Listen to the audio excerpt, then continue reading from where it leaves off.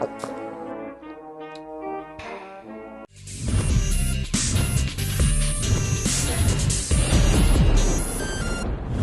my name is Anthony.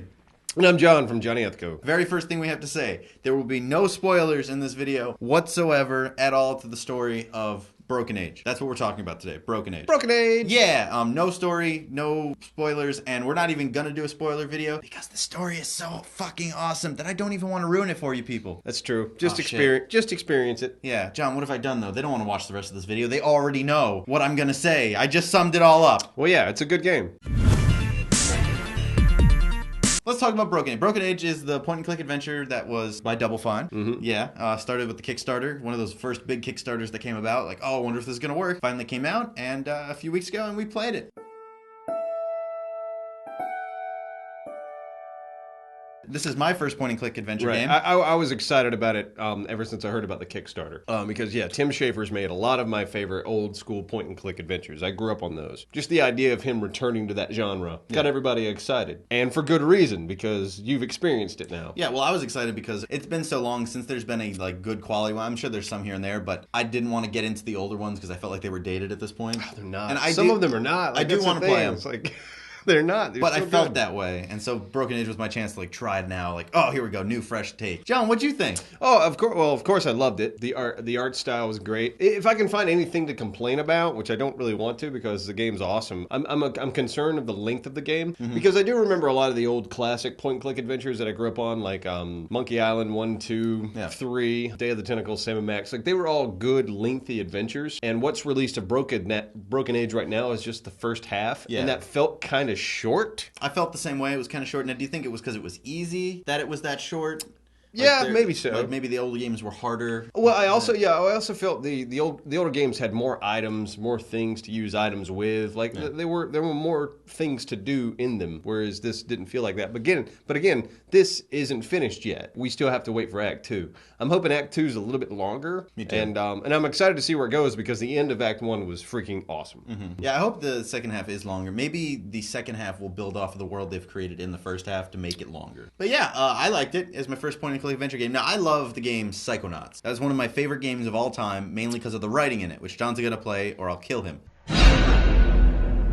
I'll play Day of the Tentacle, you play Psychonauts. There we go, deal. So, Double Fine, amazing writers, and this game holds up in that regard completely. I thought it was a little easy, and especially for my first point-and-click adventure game, from the stereotype of being the hardest games in the planet. Oh, yeah. Like, play some of the old ones, confusing. man. Well, I mean, adventure games have to walk that fine line of, being too easy, being too hard. I feel like the older you get, the easier they get. Yeah. Just because you get older and you can solve things a little faster. Because I watched an interview with Tim Schafer, and he said he's gotten tweets about, this game's too easy. Why did you make this so easy? But he's also gotten tweets about, I can't get past the first board. I can't get out of the room. What do I do? So it's different for different people. Yeah, and especially nowadays, because it's not a popular genre, I feel like they might have made it a little easier just to get more people to play it. Maybe so. You know what I mean? I mean, yeah, well, that's if the it came line out- you have to walk. Some of the old school adventure games, I think, Monkey Island 2 and Monkey Island 3 specifically have a hard mode. They have a mode that has more puzzles in it and more shit to do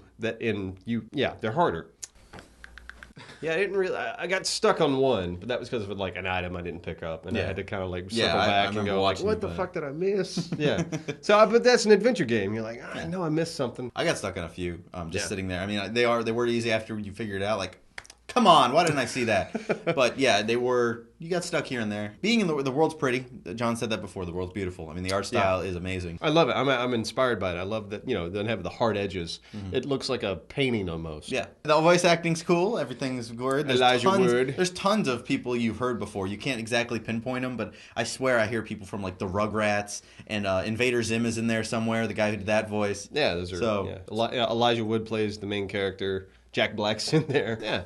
I'm happy to see a new point-and-click adventure because it's been so long, and those were some of my absolute favorites growing up. Yeah. So it's a nostalgia trip for me. And one thing we wanted to say, you get to pick at the beginning between the girl and the boy. Now, I started with the girl character, and John started with the boy character, and at the end, we came to different conclusions. I didn't understand what happened, and he did.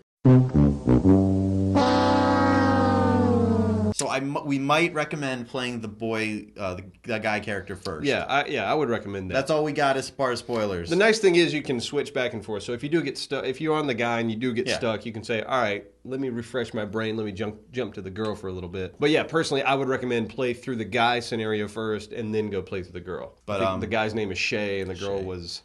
Oh, fuck. Yeah, forgot. Black lady. Black cake. He get it. I do get it. She's black and she's in a cake place. Anyways, story's amazing, by the way. Yeah, it's Tim Shaver. He's a brilliant writer. It blew my mind at the end. Well, okay, I'm not going to say anything, but there's things in the game where I went back and I'm like, oh my god.